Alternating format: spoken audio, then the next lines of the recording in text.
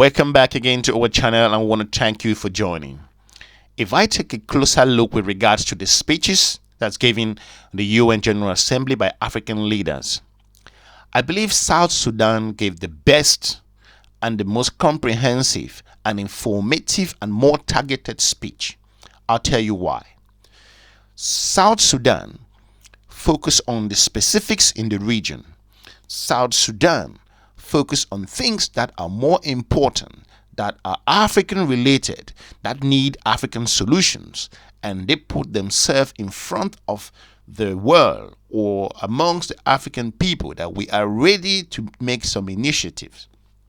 When I listen to other African leaders, they were more focused about some global things like global disarmament, nuclear weapons, talking about climate change, global warming, and global peace. Don't get me wrong, all of these things are okay. However, I believe at the UN, countries should really focus on what matters. Now, when I listen to the South Sudan representative, he actually just nailed it. He nailed his speech. Let's take a closer look and listen to what he said. Mr. President, Mr. Secretary General, fellow delegates, ladies and gentlemen, it is my distinct honor to address the 77th UN General Assembly today on behalf of His Excellency Salva Kiir Mayardit, the President of the Republic of South Sudan. I wish to congratulate the President-elect, His Excellency, Mr. Saba Korossi of Hungary, for being chosen to lead the 77th session of the United Nations General Assembly. The Government of South Sudan welcomes his themes of solution through solidarity, sustainability, and science. We stand to support sustainable policies and positive social transformation.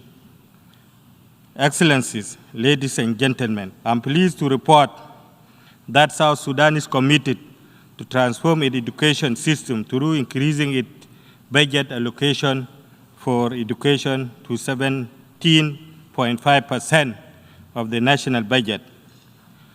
This investment in education will enable us to build more schools and improve teachers' pay, and hence set the country on track to achieving SDG 4 by 2030. Excellencies, ladies and gentlemen, the Revitalized Peace Agreement on the resolution of the conflict in the Republic of South Sudan, signed on 12 September 2018 between the government and the opposition group, ended the internal conflict in South Sudan. The parties are committed to the implementation of the peace agreement, which has improved the security in South Sudan. Owing to relative peace, the internally displaced and refugees have been voluntarily returning home.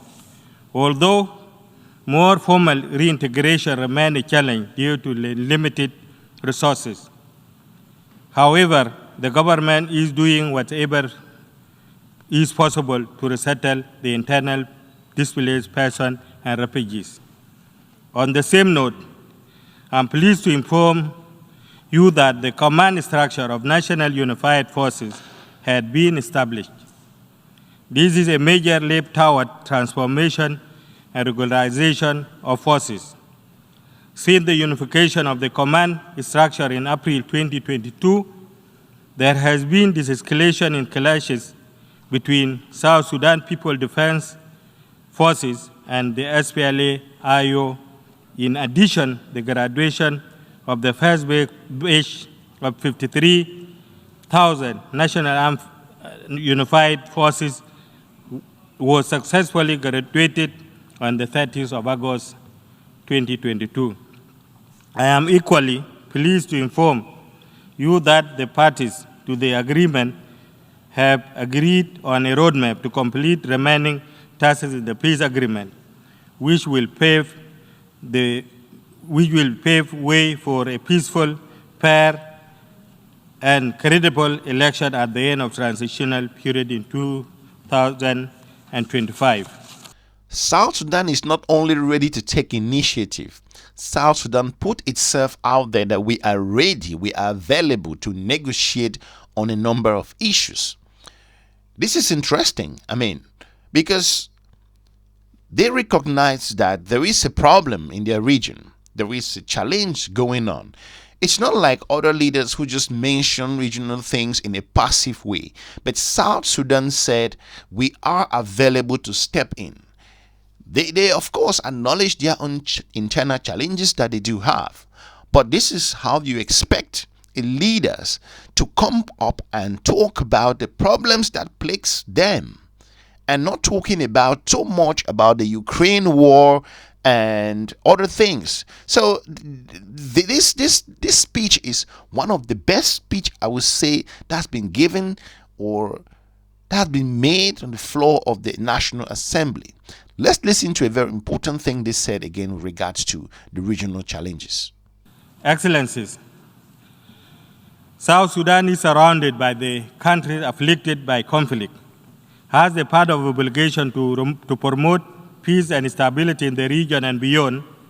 South Sudan successfully mediated the armed conflict in Sudan, which resulted into the signing of peace agreement in Juba, 2020. South Sudan stands ready to mediate the current conflict between the arms and the forces of freedom and change in Sudan, so that Sudan can finally enjoy lasting peace. Recently, South Sudan also offered to mediate tension between Egypt and Ethiopia over the disagreement for the construction of the Grand Ethiopian Renaissance Dam. We further demonstrated willingness to mediate the internal conflict in Ethiopia between the Ethiopian government and the people and the tribe and Tigray People Liberation Forces. The Republic of South Sudan, furthermore, availed itself ready to mediate border issues between the Republic of Sudan and the Federal Democratic Republic of Ethiopia. By participating in bringing regional peace and stability, South Sudan has demonstrated its ability as a reliable partner in quest for the region and international peace and security. Further, the Republic of South Sudan is contributing 1 battalion of peacekeeping forces to be part of the East Africa forces to bring peace in the Eastern Democratic Republic of Congo. The current war between Russia and Ukraine is unfortunate and devastating to the lives and livelihood of the citizens of both countries and beyond. The war has led to a severe humanitarian crisis where millions are in dire need. This war has not only affected the two warring parties, but it has far-reaching effect on global economic. From the moral point of view, South Sudan government is calling on Russia and Ukraine to cease all forms of hostilities and resolve the dispute through diplomatic and constructive dialogue to avert further consequences. Excellencies, the government of South Sudan appreciates the critical humanitarian and technical support by member states in this forum, and it looks forward to its continuation. To mitigate effect of flooding on the population and livelihood, South Sudan is donating $10 million to the WFP to alleviate the suffering of the affected displaced communities. However, we need the support of the international community to reach all the floods and drought-affected areas and communities. The President of the Republic of South Sudan will call a conference of all humanitarian organizations in South Sudan to coordinate humanitarian activities. The government of South Sudan is committed to providing security and protection to the relief workers. Together, we can save our planet by playing our roles and by supporting each other to mitigate effect of climate change and to come up with alternative methods and solutions based on available protocol. Finally, the implementation process of the Revitalized Peace Agreement is facing numerous challenges, and sanctions imposed by international partners on individuals and entities are deserve discourse. As we make progress in implementation of the Revitalized Peace Agreement on the resolution of the conflict in the Republic of South Sudan, we are calling upon international community and UN in particular to revise individual and targeted sanctions, arms embargo imposed on South Sudan to enable successful completion of remaining provision of the peace agreement outlined in the new roadmap. Thank you.